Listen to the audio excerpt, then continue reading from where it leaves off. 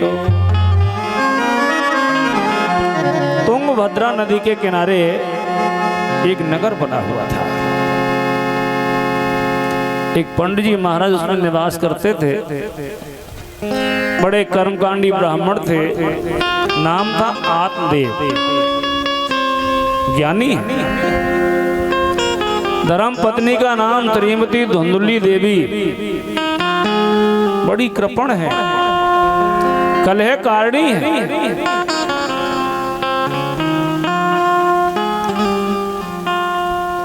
यानी पंडित जी महाराज इतने ज्ञानी हैं, धर्म पत्नी उतनी ही कृपण है, कलह कारणी है।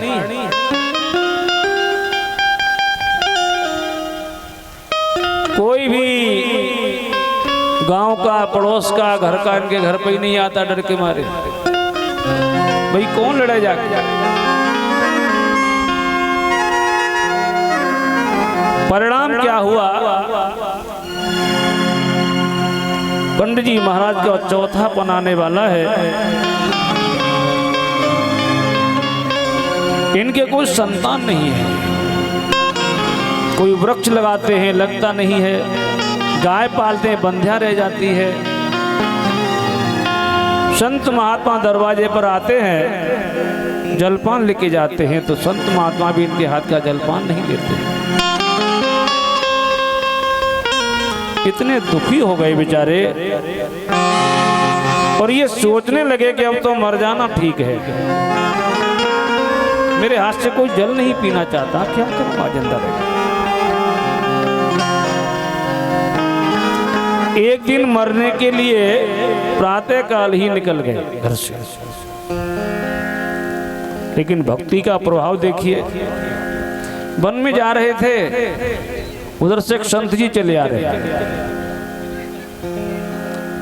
संत जी ने देखा ब्राह्मण को, ब्राह्मण ने देखा संत जी को, तो ब्राह्मण ने प्रणाम किया।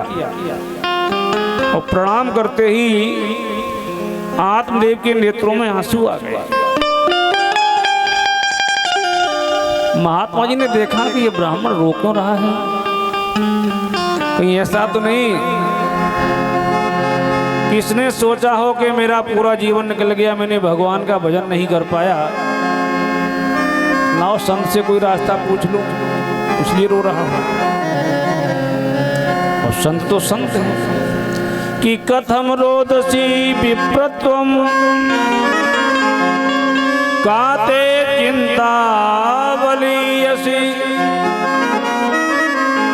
बदत्वम सत्वरम मह्यम स्वस्य दुःखस्य कारणम। क्या बात है, क्यों रो रहे हो? पंडित जी ने कहा महाराज क्या बताएं, पता नहीं कौन से जन्म के पाप इकट्ठे हो गए। चौथा बनाने वाला है महाराज, परिवार में एक भी संतान नहीं है। महात्मा ने कहा राम राम, गजब हो गए, तो संतान के लिए रो रहा है। हम जानते थे कि परमात्मा के लिए रो रहा हो, ये तो बेटा बेटे के लिए रो रहा है। लेकिन संत ने समझाया, बेटा संतान के चक्कर में मत पड़ो। क्यों?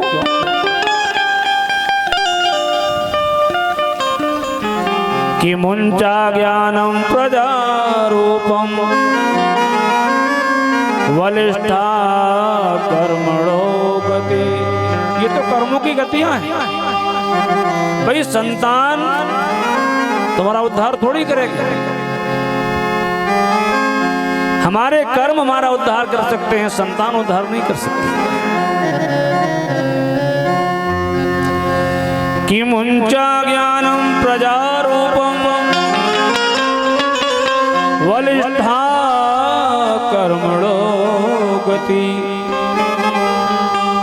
विवेकम तो समासाध्य त्यज्य संसार वासनम। बेटा संसार की वासनाओं को छोड़कर अपनी रतिमती भगवान के चरणों में लगा दो। अगर सुखी होना चाहते हैं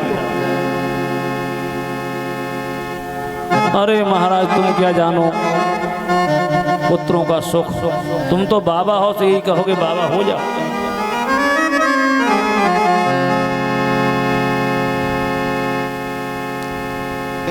महात्मा ने कहा बेटा हम सब कुछ जानते हैं, हमारी बात मानो फायदे में रहोगे। नहीं नहीं महाराज मुझे बेटा चाहिए। महात्मा ने कहा हम कहां से देते। अच्छा महात्मा जी ये बताइए कि हमारे भाग्य में संतान है कि नहीं, इतना तो बता दोगे। अब महात्मा जी बड़े ज्ञानी हैं, एकदम इनके माथे की ओर देखा, बोले बेटा हमने तुम्हारा प्रारब्ध देख लिया। क्या है? बोले सप्त जन्मावधि तब पुत्रम नैव च नैव च। एक जन्म की तो चली क्या, तुम्हारे 7 जन्मों तक कोई संतान पैदा नहीं होता, ऐसा लिखा तुम्हारे मस्तक में। अब तो आत्मदेव ने इतनी जोर से सिर मारा पृथ्वी में कि मानो अभी प्राण दिए दे रहा है। अब महात्मा जी घबराइए, क्या करते बेटा मर जाओगे। आत्मदेव बोले महाराज मरने तो हम वैसे ही जा रहे थे, आपको देखा तो ये लगा कि आप संत हो, हमारा दुख कुछ दूर करोगे, लेकिन दूर तो आपने नहीं किया, हमारा 7 गुना और बढ़ा दिया। क्योंकि हम तो एक जन्म के लिए रो रहे थे और तुमने 7 जन्म की सुना दी हमें। हम कुछ नहीं जानते, हमको बेटा चाहिए। और नहीं तो महाराज अब की बार हम इतनी जोर से सिर मारेंगे पृथ्वी में कि हम तो मर ही जाएंगे, लेकिन ब्रह्म हत्या आपको भी लगेगी। अब महात्मा ने कहा राम राम, ये बिना मतलब की बीमारी हमने मोल ले ली, सीधे जा रहे थे क्यों रोका इसको। बहुत समझाया बड़ा। अब संत विचारे करें तो करें क्या, फंस गए। अगर संतान नहीं देते हैं तो अपने प्राण दिए दे रहा है, ये ब्राह्मण मानेगा नहीं। संत बड़े उदार होते हैं, इनका हृदय बड़ा कोमल होता है कि संत हृदय नव नीतो समाना,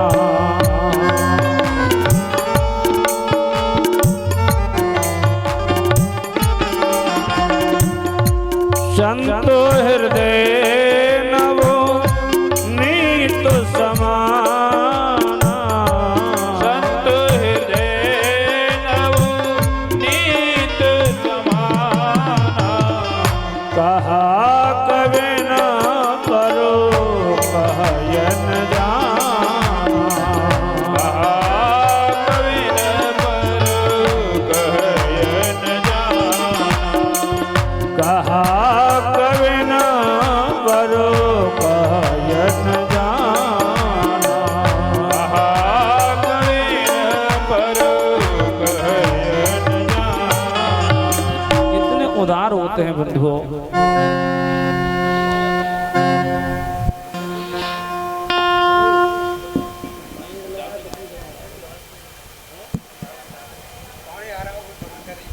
तो इतना उदार मन होता है संतों का बंधुओं, ये खुद दुखी हो सकते हैं लेकिन सामने वाला दुखी नहीं हो जाए। परमार्थ के कारण साधुन धरा शरीर, यानी दूसरे का उद्धार करने के लिए ही आते हैं, इनका स्वभाव है। ज्यादा जब हट देखा मानेगा नहीं, थैले में हाथ डाला, महात्मा जी ने एक फल निकल आया। अरे बेटा रुको रुको, सुनो बात सुनो, हमारी प्राण मत दो, ये फल ले जाओ, अपनी पत्नी को खिला देना। अगर भगवान ने चाहा तो 1 वर्ष में बड़ा सुंदर पुत्र पैदा होगा। अब तो खुशी के मारे नाचने लगे। अरे संत तो बड़े दयालु होते हैं भाई, हम तो बड़े स्वार्थी है ना। देखो अगर हमारा स्वार्थ पूरा हो तो हम संसार की इतनी प्रशंसा कर दें, इसका जवाब नहीं। और अगर हमारा काम नहीं बना तो हमारे लिए सब बेकार। ये हमारी आदत है। खुशी के मारे नाचने लगे और दौड़े दौड़े घर आए। अरे सुनती हो, देखो मैं क्या लेके आया हूं। धुंधली दौड़ी दौड़ी आई, महाराज क्या लेके आए हो? देखो ये कितना सुंदर फल है। धुंधली ने कहा महाराज, चिल्ला तो ऐसे रहे थे जैसे मानो बहुत बड़ी कीमती चीज लेके आए हो, 9 लख हार मेरे लिए। ये फल मैंने कभी देखे नहीं कि खाए नहीं। ये फल मैंने देखे नहीं है कभी कि खाए नहीं है। आप दे बोले देवी ऐसा वैसा फल नहीं है, सिद्ध बाबा ने दिया है और इसको खाओगे तो बेटा पैदा होगा। अच्छा बोले हाँ, तब तो मैं जरूर खाऊंगी महाराज। पहले स्नान कर लूं बाद में खाती हूँ। उस फल को ले लिया और आप देव जी अपने पड़ोस में निकल गए ये बताने के लिए अब तो हमारे घर भी किलकारियां गूंजने वाली हैं, संत का आशीर्वाद हमको मिल गया है। अब धुंधली ने मन में विचार किया, अगर मैंने फल खा लिया तो कहीं संत की बात सही निकली, मेरे गर्भ आ गया तो मैं तो कोई काम ही नहीं कर पाऊंगी और मेरा उदर बढ़ने लगा तो भोजन भी कम खा पाऊंगी। विचार भी इनके बड़े कुत्सित हैं। भाई नाम से अंदाज लगा लीजिए, धुंधली कैसा। जब नाम धुंधली है, धुंधली माने जिसके धुंधले विचार हो वो धुंधली है, धुंधलापन हो। और धुंधला कब होता है? न दिन होता है न रात होती है, उसी से वो धुंधलापन होता है, यानी साफ दिखाई नहीं देता हमको।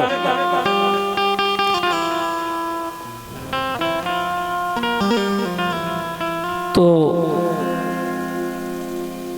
कोन में रख दिया फल, मैं नहीं खाऊंगा, मैं नहीं खा सकती। और बड़ी जोर जोर से रोने लगी कि तरुणे तस्य कुटला सख्यग्रे चरुरोदः अहो चिंता ममोत्पन्ना फलम चाहम न भक्षये।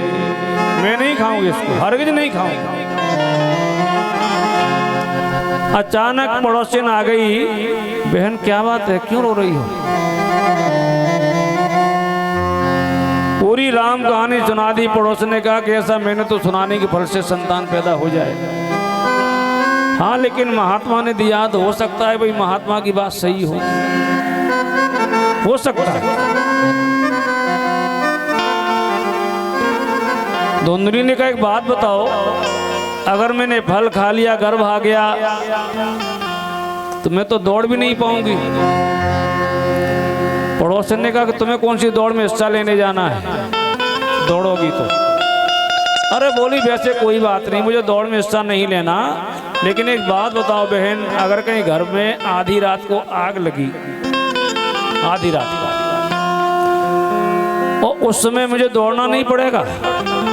भाई आग लग सकती है घर में रात को, आधी रात को, तो मैं दौड़ नहीं पाऊंगी, जल जाऊंगी, मैं तो मर जाऊंगी घर में जल करके। उस पड़ोसन ने कहा ये कैसी बात करती हो तुम बेकार की, अरे घर में आग लगेगी ही क्यों? बोले नहीं नहीं बाई चांस आग लग गई। ये धुंधली के विचार हैं, देखिए। धुंधली ने कहा मैं काम नहीं कर पाऊंगी। पड़ोसन ने कहा नौकरानी रख लेना, क्या हो गया, ननंद को बुला लेना। अरे बोली तुम ननंद का नाम मत लेना बहन, हमारी ननंद महाचोटी है, अगर मैं पड़ी रही पूरा घर साफ कर ले जाएगी चुपचाप। पड़ोसन बोली अरे छोड़ो तो कोई नौकरानी रख लेना, क्या हो गया? अच्छा तो फिर खा लेती हूँ फल को। बोले हाँ बिल्कुल खाओ। अच्छा एक बात बताओ, मैंने सुना है कि सुखदेव जी महाराज अपनी माँ के घर में 12 वर्ष रहे थे। पड़ोसन ने कहा ये तो मैंने भी सुना है, अब धुंधली बोली, हे भगवान, अगर कहीं मेरे साथ ऐसा हो गया तो मैं तो जीते जी मर जाऊं। यानी इतने तर्क कुतर्क इसने किए कि अपना माथा भी गरम और पड़ोसन का माथा भी गरम। भाई तर्क वितर्कों से क्या होता है, दिमाग खराब ही होता और क्या हो सकता है। पड़ोसन ने कहा तेरे जी में आए सोकर, पड़ोसन तो चली गई। उसी समय इनकी बहन इनके घर आई, जिसके पास धन तो था नहीं, संतान की कमी नहीं थी। उसने पूरी बात जब सुनी, उसने कहा बहन क्यों पागल बन रही हो? अरे महात्माओं का काम है बहकाना, किसी महात्मा ने बहका दिया होगा तुम्हारे पति को। फल से संतान कभी पैदा नहीं हो सकते किसी के, और तुम्हें बेटा चाहिए, हमारे इस समय गर्व है। अब की बार जो बेटा पैदा है वो तुमको हमने दिया, चलो अभी से, लेकिन बदले में धन देना पड़ेगा तुमको। अरे बोलो धन की तो कोई बात नहीं, इतना चाहिए उतना ले जाओ, धन तो खूब है। इस फल को फेंक दे, क्या करें फिर? अरे वो नहीं फेंको मत, फिर इसकी परीक्षा करनी है। देखिए महात्मा की बात में कितनी दम है। देखिए अज्ञानता इसको कहते हैं। एक काम करो, ये गाय आपके यहाँ पली है कई वर्षों से, इसने आज तक कोई ने बछड़ा दिया ना बछिया दी, इसको खिला के देख लो, मालूम पड़ जाएगा महात्मा की बात में दम है कि नहीं। महात्मा की परीक्षा कर रही हैं। देखो अज्ञान, बस ये अज्ञानता है। अरे हम संत की क्या परीक्षा करेंगे? संत ये भगवान के भक्त होते हैं बंधुओं, और संतों का मान तो भगवान ने सदा ही रखा है। आप संत बनकर के देखिए, भगवान तो संतों के लिए यहां तक कह दिया है भगवान ने। देखिए भगवान की उदारता कि संत मुझे कितने प्रिय हैं कि मोर वचन चाहे पड़ जाए भेगा, मोर वचन चाहे पड़ जाए भेगा। ये भगवान का बड़प्पन है।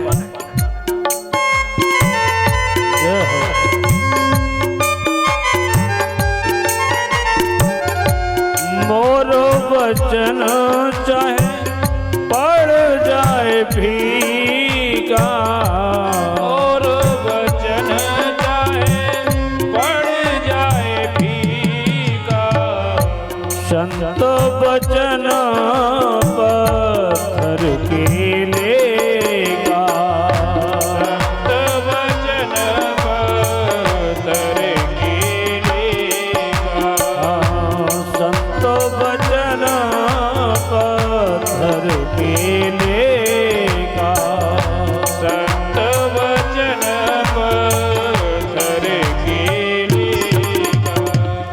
यानी जो संत हैं वास्तव में संतों की बात खाली नहीं जा सकती कभी भी। ये भगवान का कहना है। अज्ञान के कारण धुंधली ने वो फल अपनी गाय को खिला दिया। बंदा सूत जी कहते हैं ऋषियों, अब संत का दिया हुआ फल है, कोई मामूली बात तो नहीं है। उस गाय के गर्भ आ गया जिसके आज तक गर्भ नहीं आया था।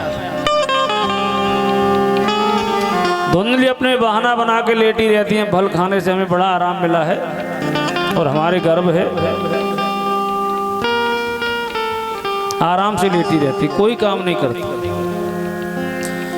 इधर धुंधली के बहन के जैसे ही बेटा पैदा हुआ तो धुंधली की बहन रात्रि में ही उस बालक को गुप्त रीति से उस बालक को धुंधली के पास पहुंचा गई।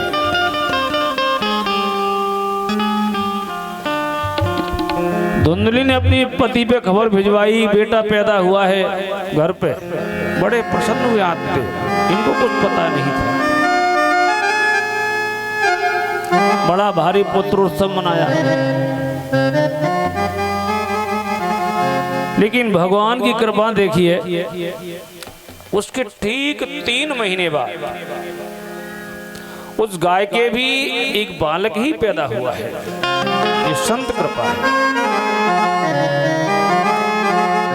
उस बालक का पूरा शरीर मनुष्य जैसा है, अंतर केवल ये है उसके जो कान है वो गाय जैसे लगे हुए हैं। इतना अंतर है, बड़े बड़े कान हैं गाय जैसे।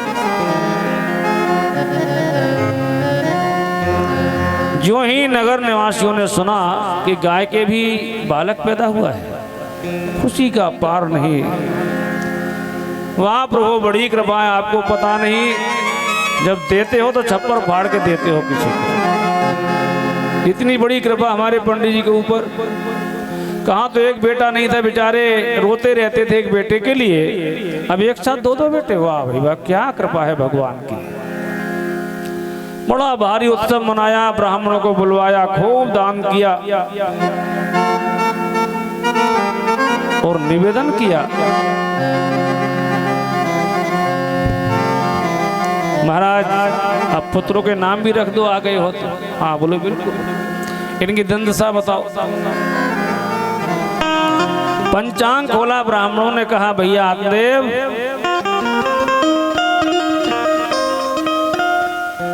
आपका जो बड़ा बेटा है ना,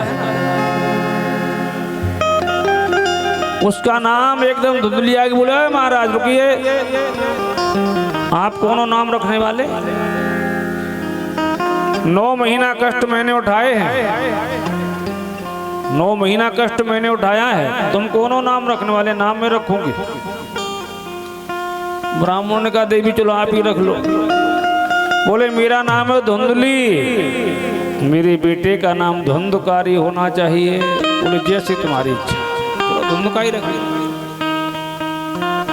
अब छोटा बालक रह गया, गाय से पैदा हुआ था। इस बालक का नाम ब्राह्मण बोले, भैया आते, इसका नाम निकलता गौकर्ण। गौकर्ण बोले, बड़ा सदाचारी होगा ये, भगवान का अनन्य उपासक होगा, इसके गुण हैं ऐसे। संत महात्माओं की सेवा करेगा, इस बालक के कारण आपका यश किसी दिन संसार में विख्यात हो जाएगा। और ये बड़ा बेटा, अरे महाराज इसकी मत पूछो। बोले, क्यों? एक भलाई को छोड़कर सब अवगुण उसमें विद्यमान है, केवल भलाई नहीं है बस। ये सब कुछ वही करेगा जो नहीं करना चाहिए, संत महात्मा को सताएगा,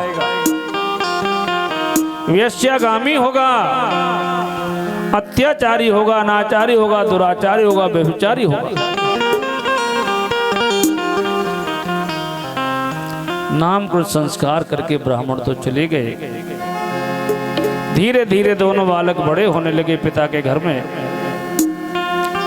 अब जैसे लक्षण, जैसे गुण है वैसे लक्षण भी दिखाई देने लगे। धुंधकारी के घर घर से उल्हाने आते हैं। जिस गली में गौकर्ण जी महाराज निकल जाते हैं तो सभी छोटे छोटे बालक इनका दर्शन करने के लिए दरवाजे पर खड़े हो जाते हैं, गौकर्ण जी महाराज आ रहे हैं। और अगर धुंधकारी निकल गया तो सभी अपने अपने दरवाजे बंद करके और सब अंदर, धुंधकारी आ रहा, ये हालत।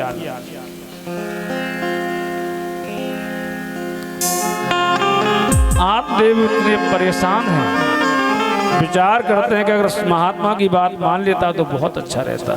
देखो, हमको ज्ञान तो होता है, लेकिन कब? जब अपनों के द्वारा चोट हमको लगती है, वैसे नहीं होता। एक बार सोने में और लोहे में बातचीत हुई। सोने ने कहा लोहे से, भैया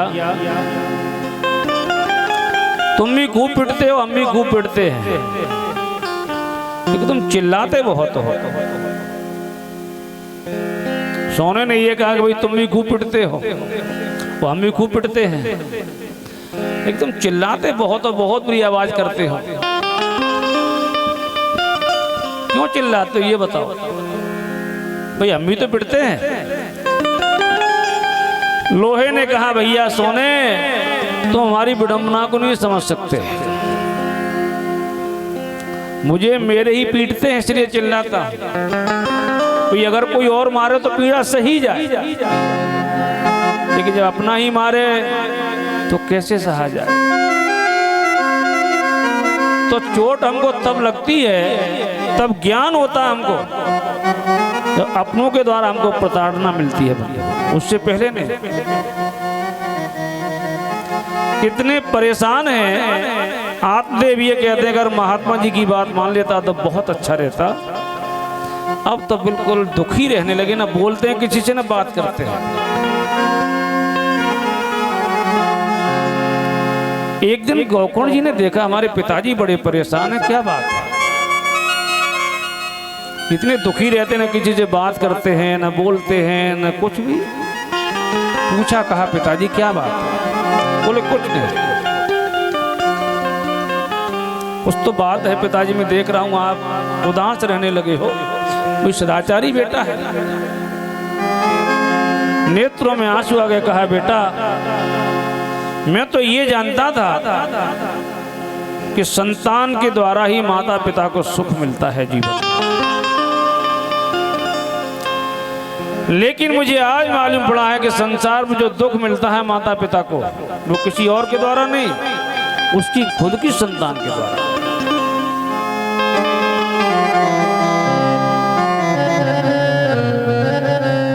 गोकर्ण जी ने कहा पिताजी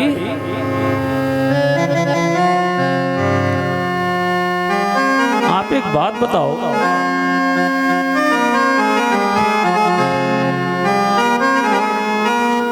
जिनके संतान नहीं है क्या वो सुखी हैं? भाई जिनके संतान नहीं है तो क्या वो सुखी है? वो भी सुखी आपको नहीं मिलेंगे, क्योंकि उनको संतान न होने का दुख है, और जिनके संतान है उनको संतान होने का दुख है। बड़ी बीमारी है। इतने बड़े संसार में आपको कोई सुखी दिखाई नहीं देता, हो भी नहीं सकता। क्यों? इसलिए कि दीन कहे धनवान सुखी।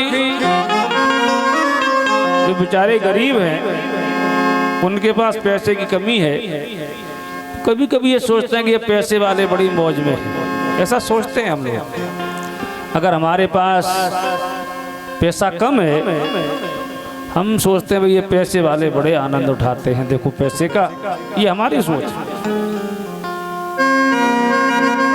गोकर्ण जी समझा रहे हैं पिताजी को कि दीन कहे धनवान सुखी, धनवान कहे सुख राजा को भारी। जो धनवान है वो ये कहते हैं कि जो राजा महाराजा हैं वो ज्यादा सुखी है। राजा कहे महाराजा सुखी, महाराजा कहे सुख इंद्र को भारी। इंद्र सुखी, इंद्र कहे चतुरानन को सुख। इंद्र से पूछा कि महाराज आप तो इंद्र हो, इतना बड़ा पद है, आप तो सुखी हो। बोले ठीक है, लेकिन हमसे ज्यादा तो ब्रह्मा जी सुखी है। अच्छा? बोले हाँ। इंद्र कहे चतुरानन को सुख, ब्रह्मा कहे सुख विष्णु को भारी। श्री हरिदास विचार कहे, हरि भजन बिना सब जीव दुखार। कोई सुखी नहीं है। देखो हमारे जीवन में सब सुख हो। हम धनवान भी हैं, गुणवान भी हैं, परिवार भी हमारा संपन्न है, सब कुछ है, बलवान भी है, लेकिन अगर हमारे जीवन में एक सुख न हो, एक रस न हो, तो ये जीवन बेकार। कौन सा? बोले राम रूपी रस।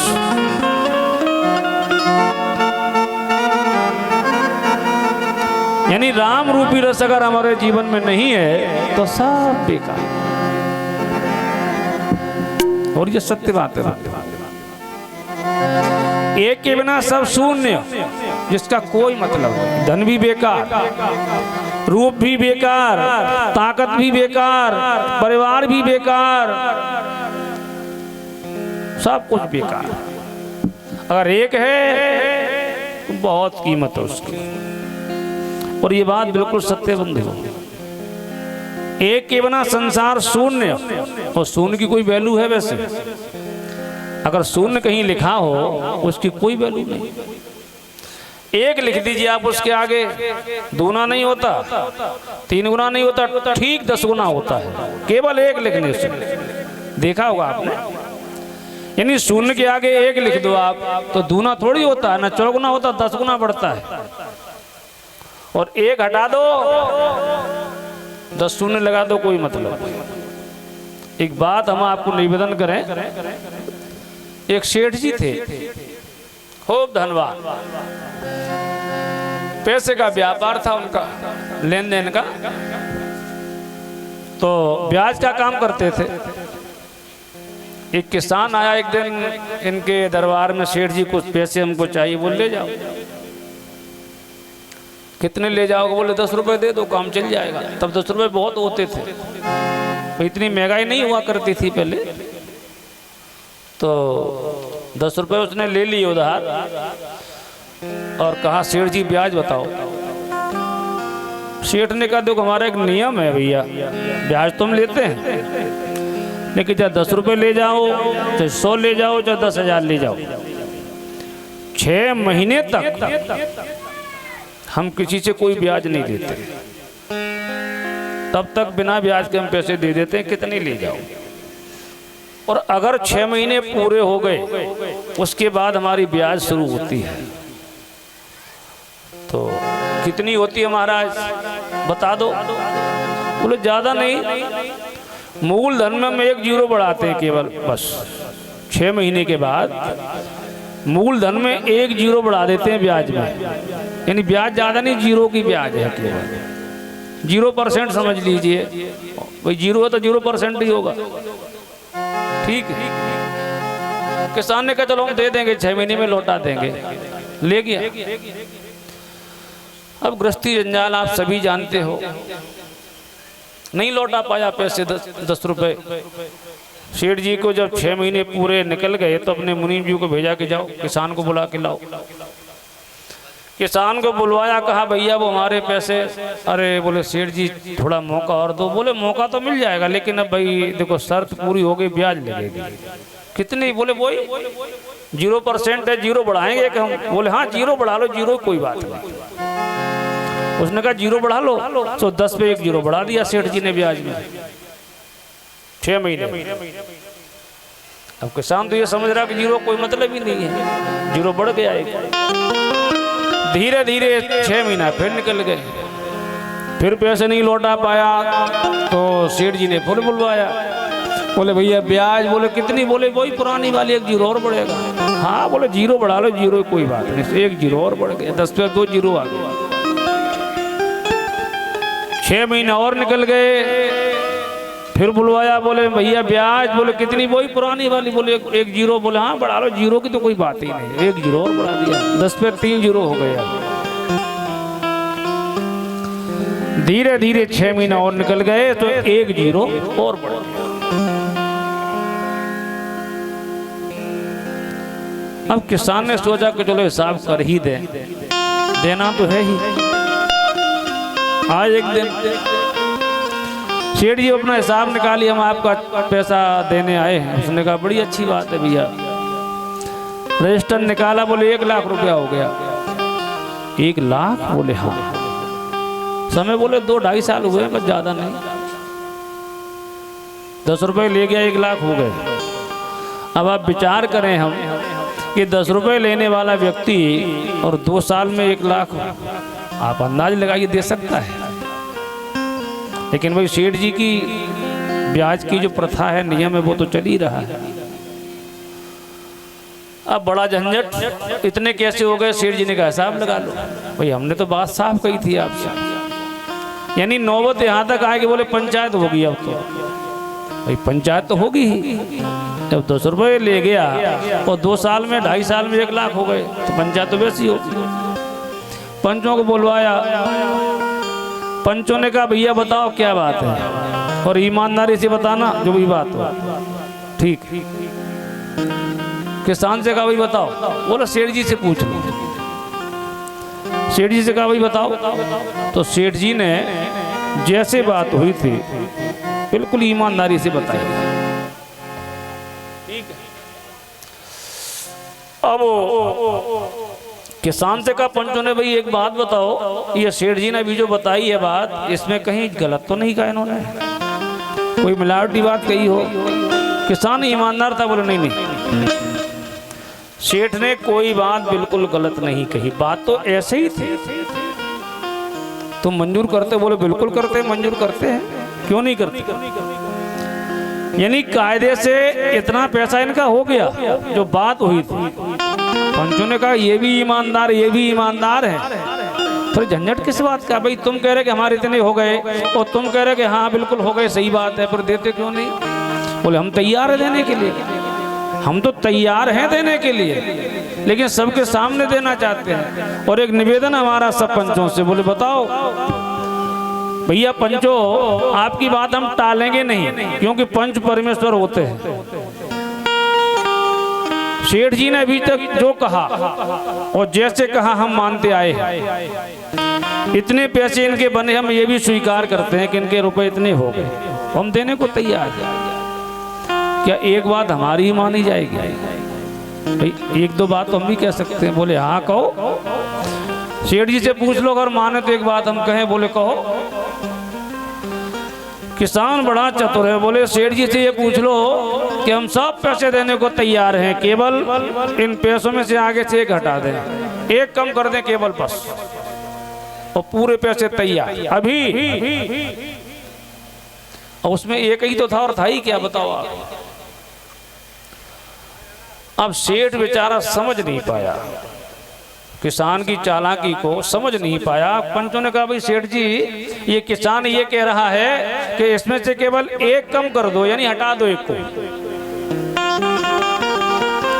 सेठ ने कहा 1 की कोई बात नहीं, 1 हटा दो। लाओ रजिस्टर उठाओ। कलम उठाई और रजिस्टर में जहाँ 1 लाख लिखा था 1 हटा दिया आगे से। भाई 1 ही था, उसमें था ही नहीं कुछ। 1 हटा दिया। बोले हटा दिया। बोले हमारे पैसे दिलवाओ। हाँ भाई किसान, इनका हिसाब करो। किसान हाथ जोड़ के बोला जो बचा हुआ बता दो, देने को तैयार है, बताओ कितना बचा? अब कुछ बचा ही नहीं, सब शून्य ही शून्य, सब शून्य हो गया, 1 हट गया।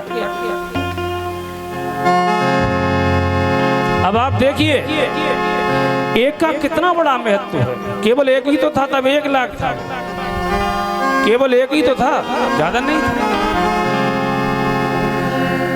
अब आप कहोगे महाराज 1 का इतना बड़ा महत्व, हाँ क्यों नहीं? अरे 1 के ऊपर तो संसार टिका हुआ है। 1 क्या है कि राम नाम को अंक है, ये 1 क्या है? यही तो राम नाम है। सब साधन है शून्य, यानी इस राम नाम के बिना जीवन शून्य।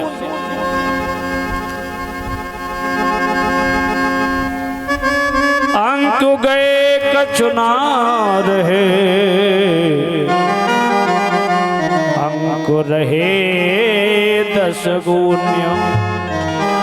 ये 1 अगर हट गया कुछ भी नहीं बचेगा बंधुओं। ये धन वैभव सब शून्य, और 1 लगा हुआ है 10 गुना है। इसीलिए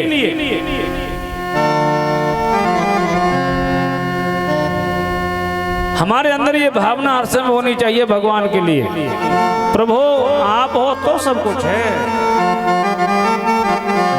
अगर आप हैं तो सब कुछ है, और आप नहीं हैं तो सब शून्य। तभी हमारा जीवन धन्य होगा बंधु। ये भावना हम सभी के अंदर होना चाहिए कि जीवन है तेरे हवाले, प्रभु सब कुछ आपका है, आप हैं तो हम हैं। अरे जीवन है तेरे हवाले मुरलिया, जीवन है तेरे हवाले मुरलिया वाले, जीवन है तेरे हवाले मुरलिया वाले, जीवन है तेरे हवाले मुरलिया वाले, जीवन है तेरे हवाले मुरलिया वाले। हारे मुरलिया वाले हारे बसुरिया वाले, हारे मुरलिया वाले हारे बसुरिया वाले, हारे मुरलिया वाले हारे बसुरिया वाले, हारे मुरलिया वाले हारे बसुरिया। जीवन है तेरे हवाले मुरलिया वाले, जीवन है तेरे हवाले मुरलिया वाले, जीवन है तेरे हवाले मुरलिया वाले, जीवन है तेरे हवाले मुरलिया वाले। हम क्या हैं?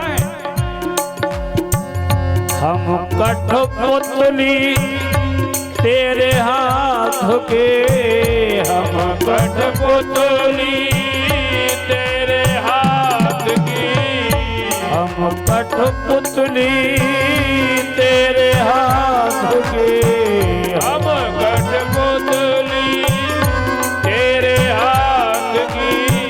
चाहे तुझे से न डाले मुरलिया वाले, चाहे तुझे से न डाले मुरलिया वाले, चाहे तुझे से न डाले मुरलिया वाले, चाहे तुझे से न डाले मुरलिया वाले। हारे मुरलिया वाले हारे बसुरिया वाले, हारे मुरलिया वाले हारे बसुरिया वाले, हारे मुरलिया वाले हारे बसुरिया वाले, हारे मुरलिया वाले हारे बसुरिया वाले। जीवन है तेरे हवाले मुरलिया वाले, जीवन है तेरे हवाले मुरलिया वाले। श्री राधे।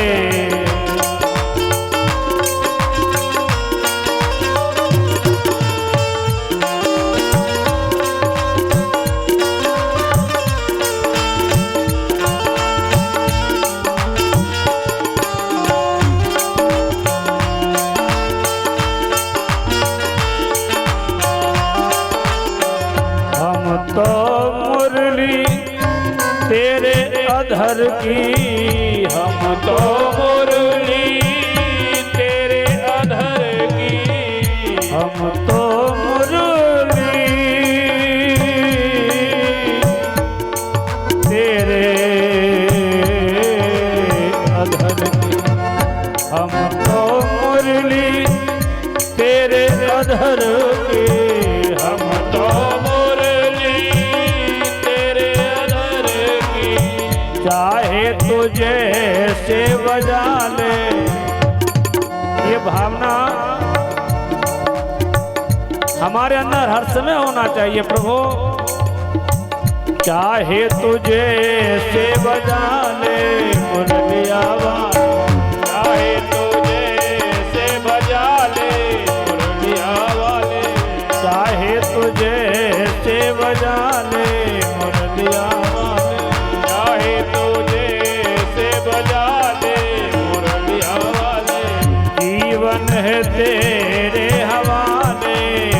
मुरलिया वाले, जीवन है तेरे हवाले मुरलिया वाले। जय हो।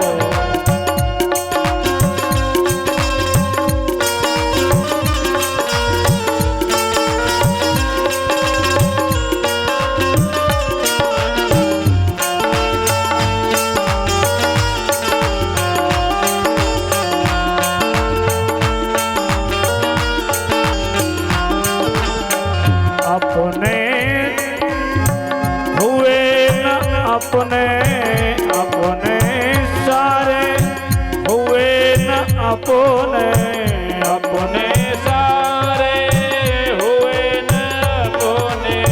जिनको हमने अपना माना उनमें अपना कोई दिखाई नहीं देता। अपने सारे हुए न अपने, अपने सारे हुए न अपने। लेकिन तू ही हमें अपना ले मुरलिया वाले, तो ही हमें अपना ले मुरलिया वाले। जीवन है तेरे हवाले मुरलिया वाले, जीवन है तेरे हवाले मुरलिया वाले। जीवन है तेरे हवाले मुरलिया वाले, जीवन है तेरे हवाले मुरलिया वाले। हारे मुरलिया वाले, हारे बसुरिया वाले, हारे मुरलिया वाले, हारे बसुरिया वाले। हारे मुरलिया वाले, हारे बसुरिया वाले, हारे मुरलिया वाले, हारे बसुरिया वाले।